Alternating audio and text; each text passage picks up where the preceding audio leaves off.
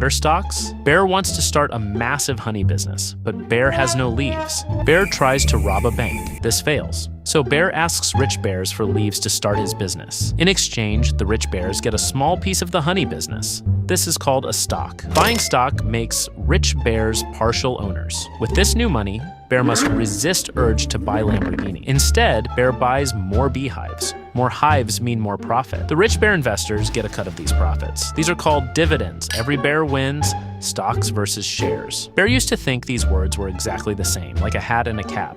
If the stock is the entire honey tree, shares are the individual jars of honey. The more shares a bear buys, the higher percentage of the honey business they own. Different types of stocks. Just like bears, not all stocks are the same. Big, reliable honey companies are slow growing. Bears call these blue chip stocks. Tiny, high-risk startups? Bears call those penny stocks, the stock market. This is where all the companies set up so bears can buy and sell. When prices go up, bears call this a bull market.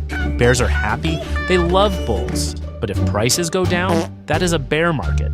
Bears actually hate bear markets. Stock funds. Much like bears on a freezing night, some stocks crave the warmth of others. This is a fund. A group of stocks like the S&P 500 is made of the 500 biggest companies. It is low risk unless a politician bear gets involved. But why do prices change? More demand for honey, price goes up. Bear eats all the inventory, price goes down. If any bear is confused, remember this very important rule. This video is not financial advice. Please do not sue Bear.